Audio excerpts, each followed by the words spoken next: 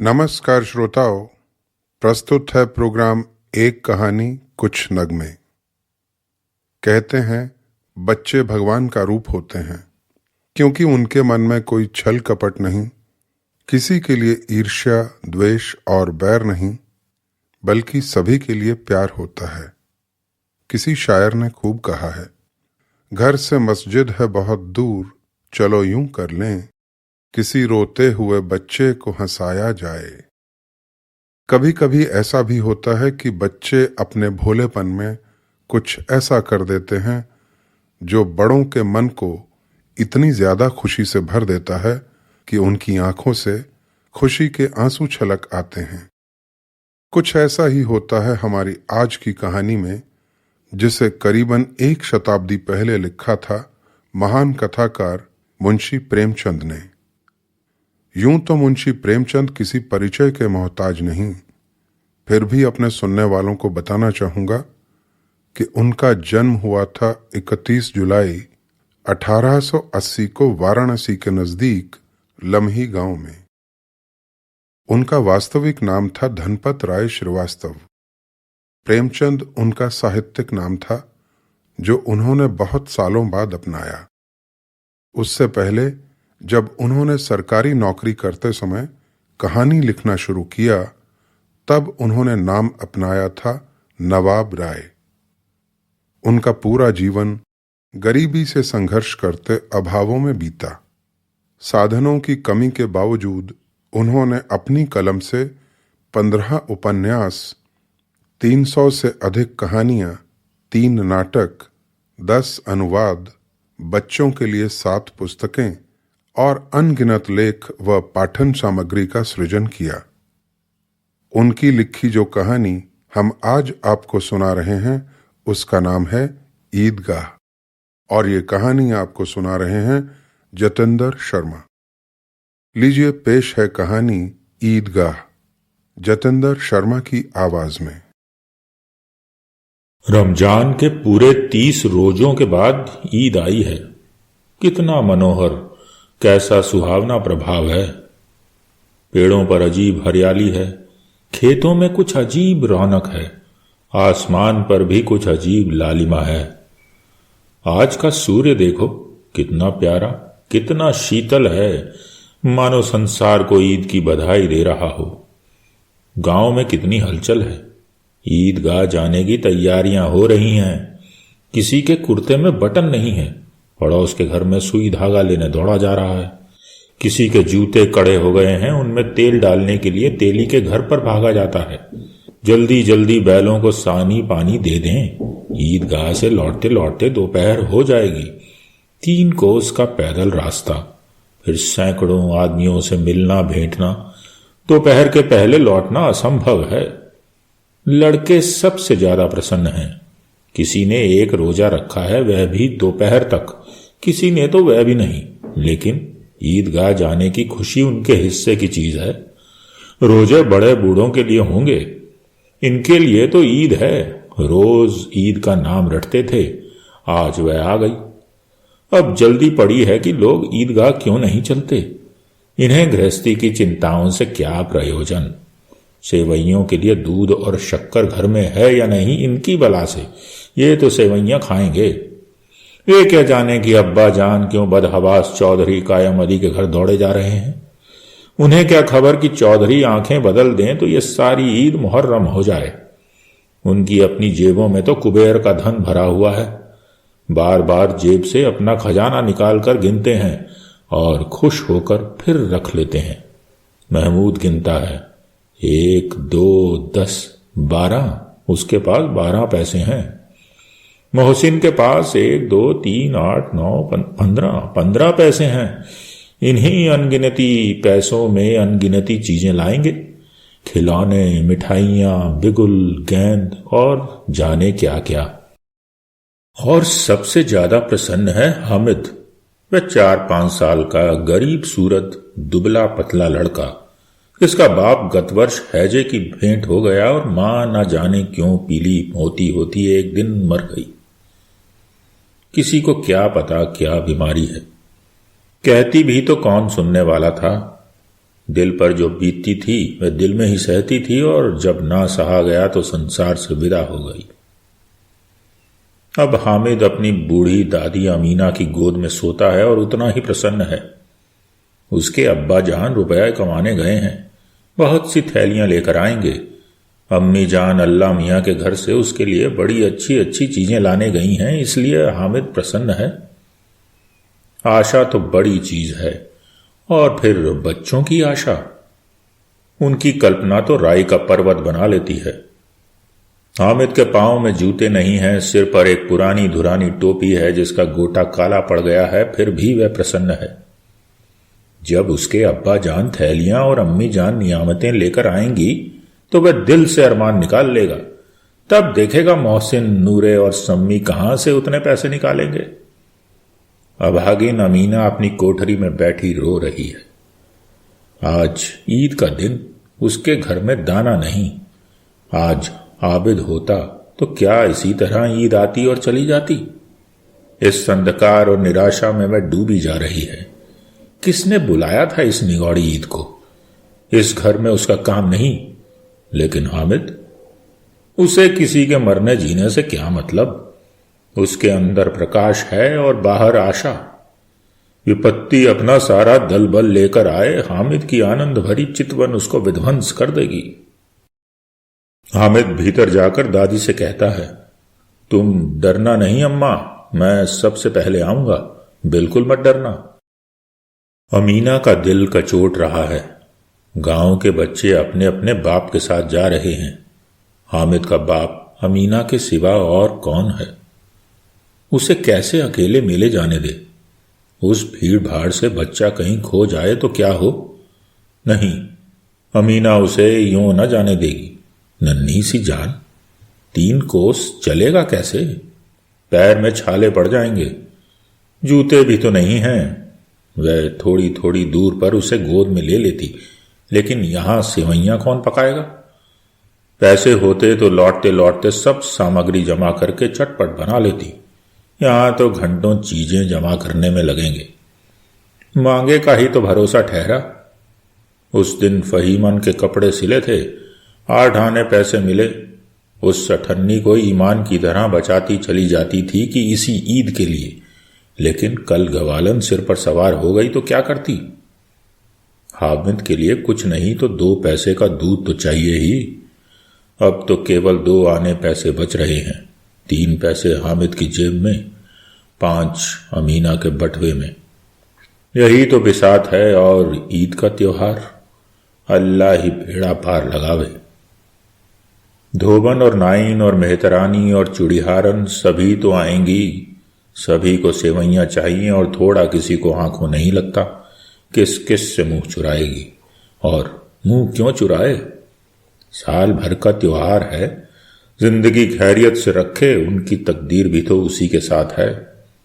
बच्चे को खुदा सलामत रखे, ये दिन भी कट जाएंगे। गांव से मेला चला और बच्चों के साथ हामिद भी जा रहा था।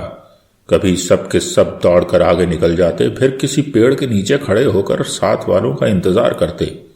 ये लोग क्यों इतना धीरे धीरे चल रहे हैं। हामिद के पैरों में तो जैसे पर लगे हैं। वह कभी थक सकता है। शहर का दामन आ गया। सड़क के दोनों ओर अमीरों के बगीचे हैं। पक्की 4 दीवारी बनी हुई है। पेड़ों में आम और लीचियां लगी हुई हैं। कभी कभी कोई लड़का कंकड़ी मारकर आम पर निशाना लगाता है। माली अंदर से गाली देता हुआ निकलता है। लड़के वहां से 1 फरलांग पर हैं, खूब हंस रहे हैं। माली को कैसा उल्लू बनाया। बड़ी बड़ी इमारतें आने लगी। यह अदालत है, यह कॉलेज है, यह क्लब घर है। इतने बड़े कॉलेज में कितने लड़के पढ़ते होंगे। सब लड़के नहीं हैं जी, बड़े बड़े आदमी हैं। सच, उनकी बड़ी बड़ी मूछें हैं। इतने बड़े हो गए, अभी तक पढ़ने जाते हैं। न जाने कब तक पढ़ेंगे और क्या करेंगे इतना पढ़कर। हामिद के मदरसे में 2-3 लड़के बड़े बड़े लड़के हैं, लेकिन 3 कौड़ी के, रोज मार खाते हैं। काम से जी चुराने वाले। इस जगह भी उसी तरह के लोग होंगे और क्या। सुना है क्लब घर में जादू होता है। यहां मुर्दों की खोपड़ियां दौड़ती हैं और बड़े बड़े तमाशे होते हैं, पर किसी को अंदर नहीं जाने देते। और वहां शाम को साहब लोग खेलते हैं, बड़े बड़े आदमी खेलते हैं, मूंछों दाढ़ी वाले, और मेमे भी खेलती हैं। सच, हमारी अम्मा को ये दे दो, क्या नाम है, बैट, तो उसे पकड़ ही ना सकें, घुमाते ही लुढ़क जाएं। महमूद ने कहा, हमारी अम्मी जान का तो हाथ कांपने लगा, अल्लाह कसम। मोहसिन बोला, चलो मनो आटा पीस डालती हैं, जरा सा बैट पकड़ लेंगी तो हाथ कांपने लगेंगे। सैकड़ों घड़े पानी रोज निकालती हैं, 5 घड़े तो तेरी भैंस पी जाती है। किसी मेम को एक घड़ा पानी भरना पड़े तो आंखों तले अंधेरा छा जाए। महमूद, लेकिन दौड़ती तो नहीं, उछल कूद तो नहीं सकती। मोहसिन, हाँ, उछल कूद तो नहीं सकती, लेकिन उस दिन मेरी गाय खुली रह गई थी और चौधरी के खेत में जा पड़ी थी। अम्मा इतनी तेज दौड़ी कि मैं उन्हें ना पकड़ सका, सच में। आगे चले तो हलवाइयों की दुकानें शुरू हो गई, आज खूब सजी हुई हैं। इतनी मिठाइयां कौन खाता है? देखो ना, एक एक दुकान पर मनो होंगी। सुना है रात को जिन्नात आकर खरीद ले जाते हैं। अब्बा कहते थे कि आधी रात को एक आदमी हर दुकान पर जाता है और जितना माल बचा होता है वह तुलवा लेता है और सचमुच के रुपए देता है, बिल्कुल ऐसे ही रुपए। हामिद को यकीन ना आया, ऐसे रुपए जिन्नात को कहां से मिल जाएंगे भला? मोहसिन ने कहा, जिन्नात को रुपए की क्या कमी, जिस खजाने में चाहें चले जाएं, लोहे के दरवाजे तक तो उन्हें रोक नहीं सकते जनाब। आप हैं किस फेर में? हीरे जवाहरात तक उनके पास रहते हैं, जिससे खुश हो गए उसे टोकरों जवाहरात दे दिए, अभी यहीं बैठे हैं, 5 मिनट में कलकत्ता पहुंच जाएं। हामिद ने फिर पूछा, जिन्नात बहुत बड़े बड़े होते हैं क्या? मोहसिन, एक एक सिर आसमान के बराबर होता है जी। जमीन पर खड़ा हो जाए तो उसका सिर आसमान से जा लगे, मगर चाहे तो एक लोटे में घुस जाए। हामिद, लोग उन्हें खुश कैसे करते होंगे? कोई मुझे ये मंत्र बता दो कि एक जिन को खुश कर लूं। मोहसिन, अब ये तो मैं नहीं जानता, लेकिन चौधरी साहब के काबू में बहुत से जन्नात हैं। कोई चीज चोरी हो जाए, चौधरी साहब उसका पता लगा देंगे और चोर का नाम भी बता देंगे। जुमराती का बछवा उस दिन खो गया था, 3 दिन हैरान हुए, कहीं ना मिला, तब झक मारकर चौधरी के पास गए। चौधरी ने तुरंत बता दिया, मवेशी खाने में है और वहीं मिला। जन्नात आकर उन्हें सारे जहान की खबर दे जाते हैं। अब उसकी समझ में आ गया कि चौधरी के पास क्यों इतना धन है और क्यों उसका इतना सम्मान है। आगे चले, ये पुलिस लाइन है, यहीं सब कांस्टेबल कवायद करते हैं, रैटन फाय फो। रात को बेचारे घूम घूम कर पहरा देते हैं, नहीं तो चोरियां हो जाएं। मोहसिन ने प्रतिवाद किया, ये कांस्टेबल पहरा देते हैं? तभी तुम बहुत जानते हो अजी हजरत, ये चोरी करते हैं। शहर के जितने चोर डाकू हैं सब इनसे मिले रहते हैं। रात को ये लोग चोरों से तो कहते हैं चोरी करो, और आप दूसरे मोहल्ले में जाकर जागते रहो पुकारते हैं। तभी तो इन लोगों के पास इतने रुपए होते हैं। मेरे मामू एक थाने में कांस्टेबल हैं, 20 रुपया महीना पाते हैं, लेकिन 50 रुपए घर भेजते हैं, अल्लाह कसम। मैंने एक बार पूछा था कि मामू आप इतने रुपए कहां से पाते हैं? हंसकर कहने लगे, बेटा अल्लाह देता है। फिर आप ही बोले, हम लोग चाहें तो एक दिन में लाखों मार जाएं, हम तो इतना ही लेते हैं जिससे अपनी बदनामी ना हो और नौकरी ना चली जाए। हामिद ने पूछा, ये लोग चोरी करवाते हैं तो इन्हें कौन पकड़ता नहीं? मोहसिन उसकी नादानी पर दया दिखाकर बोला, अरे पागल, इन्हें कौन पकड़ेगा? पकड़ने वाले तो ये लोग खुद हैं, लेकिन अल्लाह इन्हें सजा भी खूब देता है। हराम का माल हराम में ही जाता है। थोड़े ही दिन हुए, मामू के घर में आग लग गई, सारी पूंजी जल गई, एक बर्तन तक न बचा। कई दिन पेड़ के नीचे सोए, अल्लाह का कसम पेड़ के नीचे। फिर न जाने कहां से 100 रुपए कर्ज लाए तो बर्तन भांडे आए। हामिद, 100 तो 50 से ज्यादा होते हैं। कहां 50 कहां 100? 50 एक थैली भर होता है, 100 तो 2 थैलियों में भी ना आए। अब बस्ती घनी होने लगी। ईदगाह जाने वालों की टोलियां नजर आने लगीं, एक से एक भड़कीले वस्त्र पहने हुए, कोई इक्के तांगे पर सवार, कोई मोटर पर। सभी इत्र में बसे, सभी के दिलों में उमंग। ग्रामीणों का यह छोटा सा दल अपनी गरीबी से बेखबर संतोष और धैर्य में मगन चला जा रहा था। बच्चों के लिए नगर की सभी चीजें अनोखी थीं। जिस चीज की ओर ताकते बस ताकते ही रह जाते, और पीछे से बार बार हॉर्न की आवाज होने पर भी ना चेतते। हामिद तो मोटर के नीचे जाते जाते बचा। सहसा ईदगाह नजर आई। ऊपर इमली के घने वृक्षों की छाया है, नीचे पक्का फर्श है जिस पर जाजम बिछा हुआ है, और रोजेदारों की पंक्तियां एक के पीछे एक न जाने कहां तक चली गई हैं, पक्की जगत के नीचे तक, जहां जाजम भी नहीं है। नए आने वाले आकर पीछे की कतार में खड़े हो जाते हैं। आगे जगह नहीं है। यहां कोई धन और पद नहीं देखता। खुदा की निगाह में सब बराबर हैं। इन ग्रामीणों ने भी वजू किया और पिछली पंक्ति में खड़े हो गए। कितना सुंदर संचालन है, कितनी सुंदर व्यवस्था। लाखों सर एक साथ सिजदे में झुक जाते हैं और फिर सब के सब एक साथ खड़े हो जाते हैं, एक साथ झुकते हैं और एक साथ घुटनों के बल बैठ जाते हैं। कई बार यही क्रिया होती है जैसे बिजली की लाखों बत्तियां एक साथ प्रदीप्त हों और एक साथ बुझ जाएं, और यही क्रम चलता रहा। कितना अपूर्व दृश्य था, जिसकी सामूहिक क्रियाएं विस्तार और अनंतता हृदय को श्रद्धा, गर्व और आत्म आनंद से भर देती थी। मानो भाईचारे का एक सूत्र इन समस्त आत्माओं को एक लड़ी में पिरोए हुए है। नमाज खत्म हो गई है। लोग आपस में गले मिल रहे हैं। अब मिठाई और खिलौने की दुकान पर धावा होता है। ग्रामीणों का यह दल इस विषय में बालकों से कम उत्साही नहीं है। यह देखो, हिंडोला है, 1 पैसा देकर चढ़ जाओ। कभी आसमान पर जाते हुए मालूम होंगे, कभी जमीन पर गिरते हुए। ये चरखी है, लकड़ी के हाथी, घोड़े, ऊंट छड़ों में लटके हैं। 1 पैसा देकर बैठ जाओ और 25 चक्करों का मजा लो। महमूद, मोहसिन, नूरे और सम्मीन घोड़ों और ऊंटों पर बैठते हैं। हामिद दूर खड़ा है। 3 ही पैसे तो उसके पास हैं। अपने कोष का 1/3 जरा सा चक्कर खाने के लिए नहीं दे सकता। सब चरखियों से उतरते हैं। अब खिलौने लेंगे। इधर दुकानों की कतारें लगी हुई हैं। तरह तरह के खिलौने हैं। सिपाही और गुजरिया, राजा और वकील, भिश्ती और धोबिन और साधु। वाह, कितने सुंदर खिलौने हैं। अब बोला ही चाहते हैं। महमूद सिपाही लेता है, खाकी वर्दी और लाल पगड़ी वाला, कंधे पर बंदूक रखे हुए, मालूम होता है अभी कवायद किए चला जा रहा है। मोहसिन को भिश्ती पसंद आया। कमर झुकी हुई है, ऊपर मशक रखे हुए है। मशक का मुंह एक हाथ से पकड़े हुए है। कितना प्रसन्न है, शायद कोई गीत गा रहा है। बस मशक से पानी उड़ेलना ही चाहता है।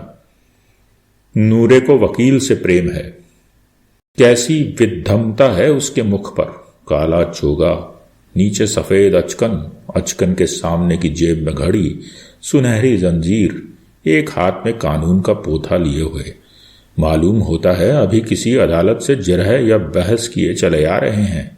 सब 2-2 पैसों के खिलौने हैं। हामिद के पास कुल 3 पैसे हैं। इतने महंगे खिलौने वे कैसे ले?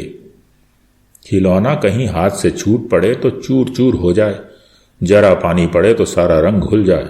ऐसे खिलौने लेकर वह क्या करेगा? किस काम के? मोहसिन कहता है, मेरा भिश्ती रोज पानी दे जाएगा सांझ सवेरे महमूद, और मेरा सिपाही घर का पहरा देगा। कोई चोर आएगा तो फौरन बंदूक से फायर कर देगा। नूरे, और मेरा वकील खूब मुकदमा लड़ेगा। सम्मी, और मेरी धोबिन रोज कपड़े धोएगी। हामिद खिलौनों की निंदा करता है। अरे मिट्टी के तो हैं, गिरे तो चकनाचूर हो जाएं। लेकिन ललचाई हुई आंखों से खिलौनों को देख रहा है और चाहता है कि जरा देर के लिए उन्हें हाथ में ले सकता तो।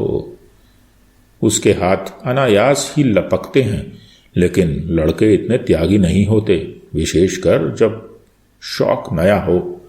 हामिद ललचाता ही रह जाता है।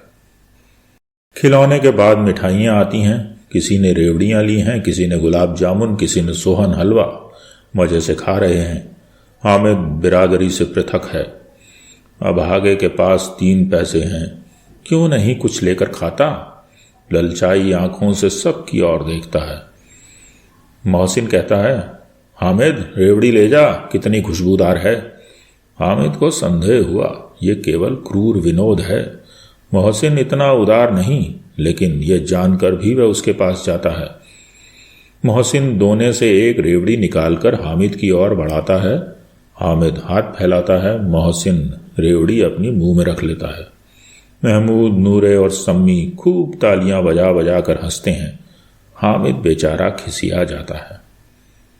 मोहसिन, अच्छा अब की जरूर देंगे हामिद, अल्लाह कसम ले जाओ। हामिद, अरे रखे रखो, क्या मेरे पास पैसे नहीं हैं। सम्मी, 3 ही तो पैसे हैं, 3 पैसे में क्या क्या लोगे। महमूद, हमसे गुलाब जामुन ले जाओ हामिद, मोहसिन तो बदमाश है। हामिद, मिठाई कौन बड़ी नेमत है, किताब में इसकी कितनी बुराइयां लिखी हैं। मोहसिन, लेकिन दिल में कह रहे होंगे कि मिले तो खा लें, अपने पैसे क्यों नहीं निकालते। महमूद, हम समझते हैं इसकी चालाकी, जब हमारे सारे पैसे खर्च हो जाएंगे तो हमें ललचा ललचा कर खाएगा। मिठाइयों के बाद कुछ दुकानें लोहे की चीजों की हैं, कुछ गिलट और कुछ नकली गहनों की। लड़कों के लिए यहां कोई आकर्षण न था, वे सब आगे बढ़ जाते हैं। हामिद लोहे की दुकान पर रुक जाता है। कई चिमटे रखे हुए हैं। उसे ख्याल आया, दादी के पास चिमटा नहीं है। तवे से रोटियां उतारती हैं तो हाथ जल जाता है। अगर वह चिमटा लेकर दादी को दे दे तो वह कितना प्रसन्न होंगी, फिर उनकी उंगलियां कभी न जलेंगी। घर में एक काम की चीज हो जाएगी।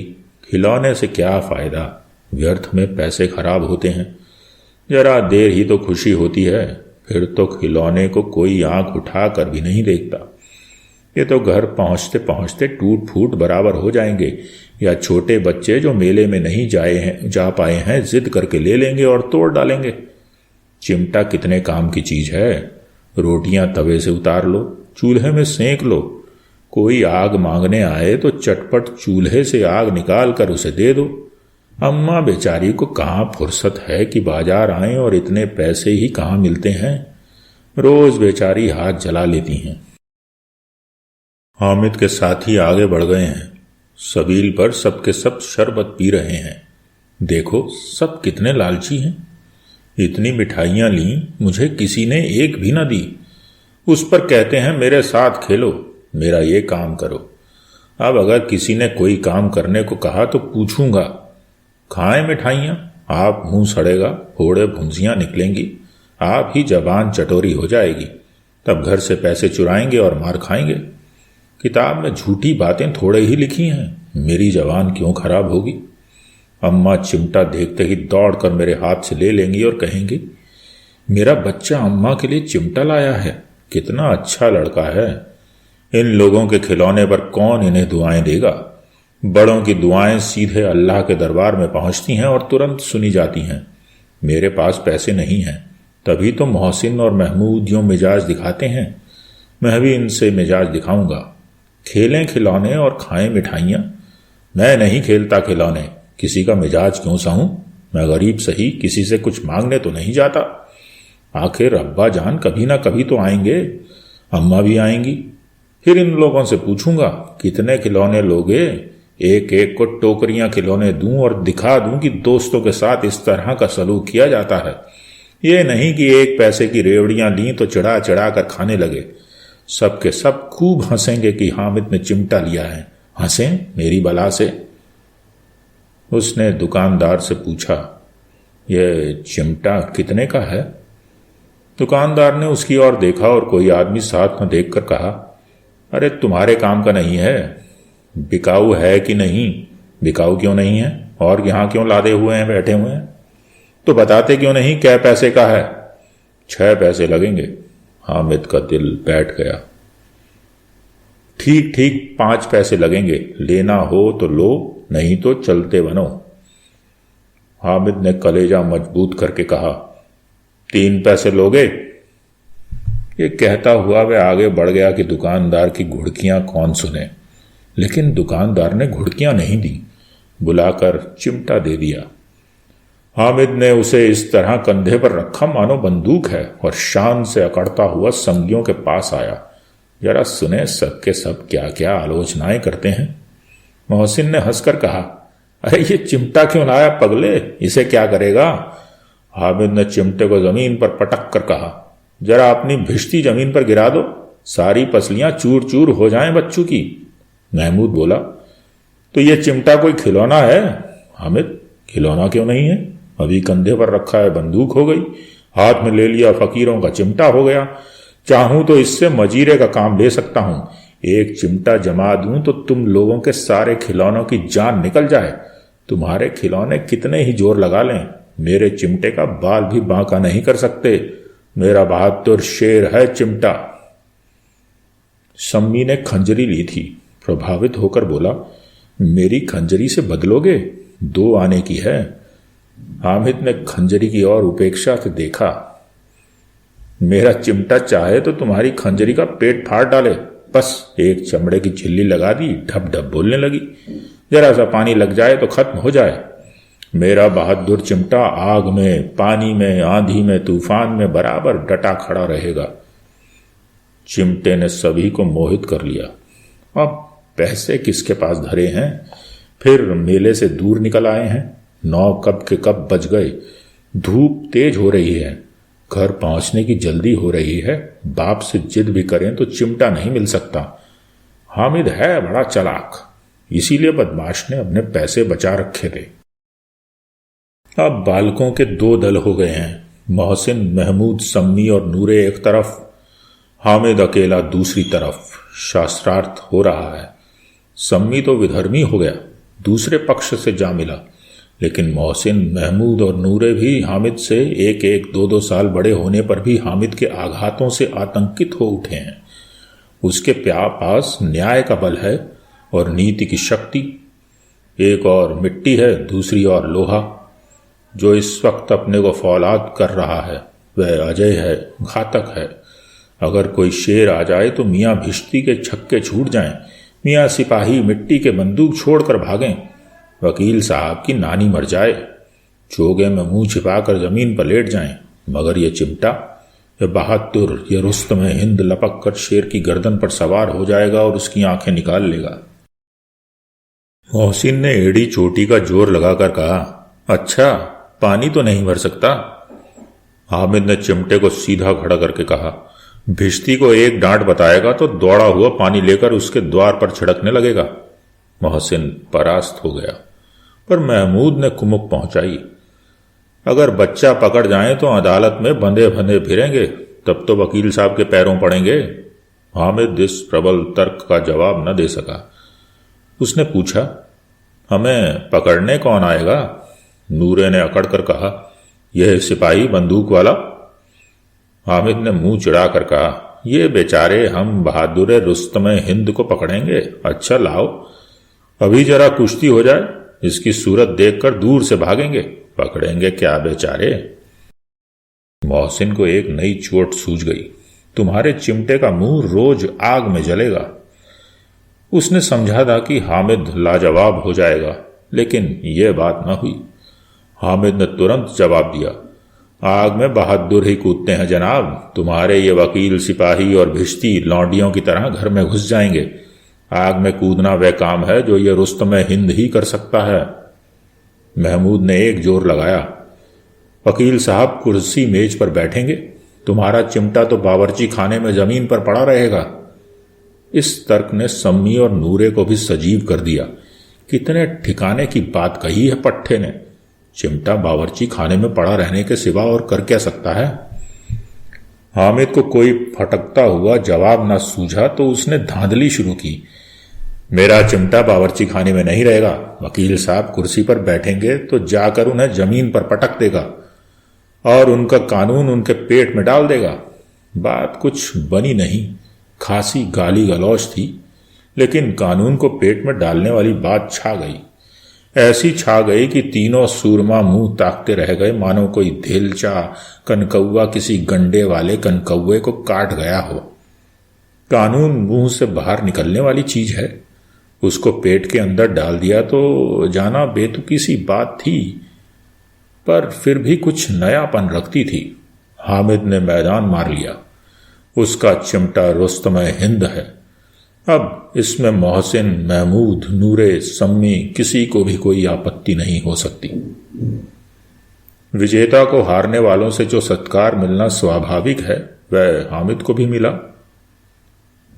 औरों ने 3-3, 4-4 आने पैसे खर्च किए पर कोई काम की चीज ना ला सके। हामिद ने 3 पैसे में रंग जमा लिया। सच ही तो है, खिलौनों का क्या भरोसा, टूट फूट जाएंगे। हामिद का चिमटा तो बना रहेगा बरसों। संधि की शर्तें तय होने लगी।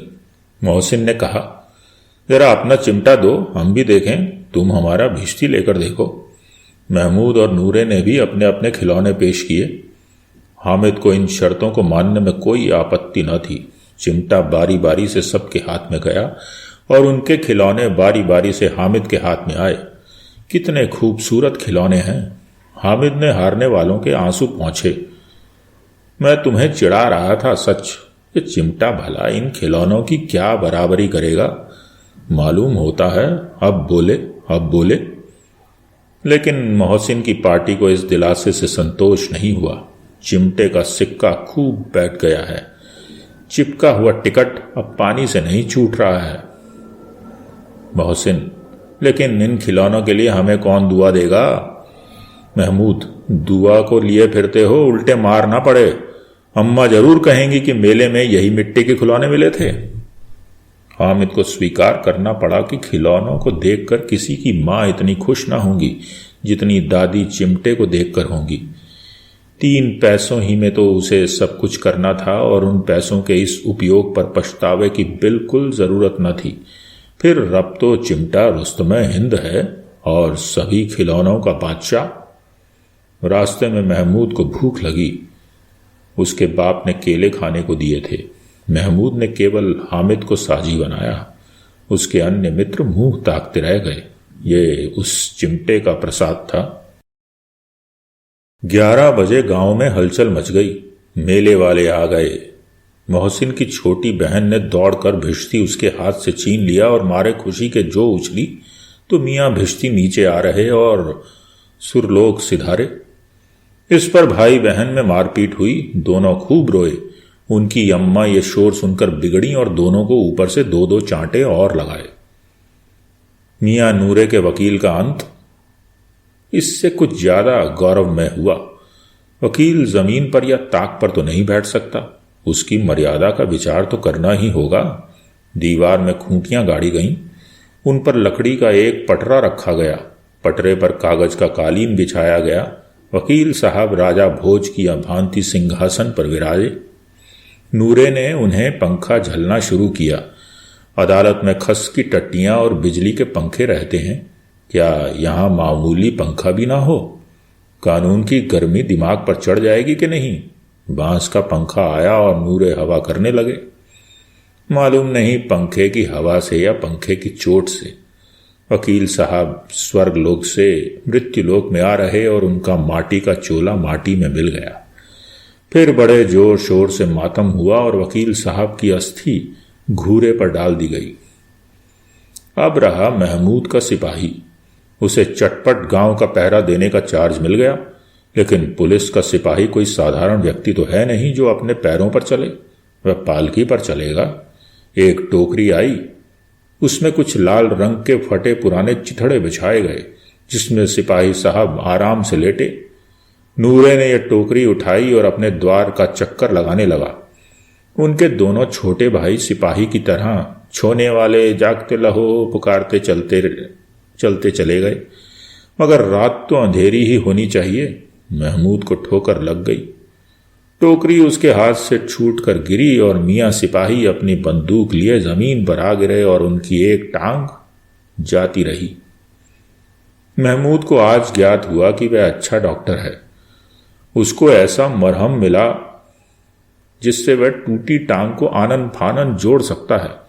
केवल गूलर का दूध चाहिए। गूलर का दूध आता है, टांग जवाब दे देती है, शल्य क्रिया असफल हुई। तब उसकी दूसरी टांग भी तोड़ दी जाती है। अब कम से कम एक जगह आराम से बैठ तो सकता है। एक टांग से तो ना चल सकता था ना बैठ सकता था। अब वह सिपाही सन्यासी हो गया है, अपनी जगह पर बैठा बैठा पहरा देता है। कभी कभी देवता भी बन जाता है। उसके सिर का झालरदार साफा खुरच दिया गया है। अब उसका जितना रूपांतर चाहो कर सकते हो। कभी कभी तो उससे बाट का काम भी लिया जाता है। अब मियां हामिद का हाल सुनिए। अमीना उसकी आवाज सुनते ही दौड़ी और उसे गोद में उठाकर प्यार करने लगी। सहसा उसके हाथ में चिमटा देखकर वह चौंकी। ये चिमटा कहां था? मैंने मोल लिया है। क्या पैसे में? 3 पैसे दिए। अमीना ने छाती पीट ली। कैसा नासमझ लड़का है कि दोपहर हुआ, कुछ खाया ना पिया, लाया क्या? चिमटा। सारे मेले में तुझे और कोई चीज ना मिली जो ये लोहे का चिमटा उठा लाया? हामिद ने अपराधी भाव से कहा, तुम्हारी उंगलियां तवे से जल जाती थीं, इसलिए मैंने इसे ले लिया। बुढ़िया का क्रोध तुरंत स्नेह में बदल गया, और स्नेह भी वह नहीं जो प्रागल्भ हो और अपनी सारी कसक शब्दों में बिखेर देता हो। यह मूक स्नेह था, खूब ठोस, रस और स्वाद से भरा हुआ। बच्चे में कितना त्याग, कितना सद्भाव और कितना विवेक है।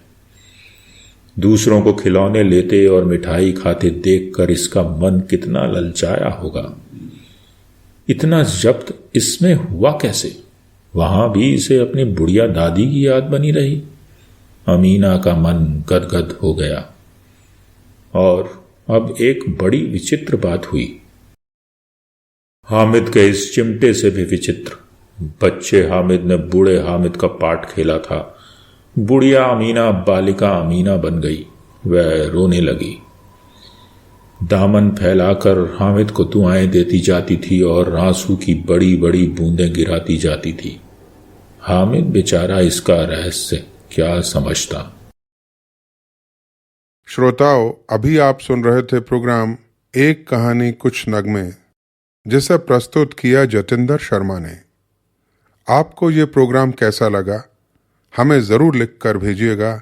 हमारा व्हाट्सएप नंबर है 9518493915 और हमारा ईमेल एड्रेस है radioindradhanush@gmail.com। हमें आपके संदेश और फीडबैक का इंतज़ार रहेगा। अगले वीकेंड पर हम फिर लौटेंगे ऐसे ही विशेष प्रोग्राम लेकर। तब तक सुनते रहिए रेडियो इंद्रधनुष, सदाबहार गीतों का सतरंगी पिटारा।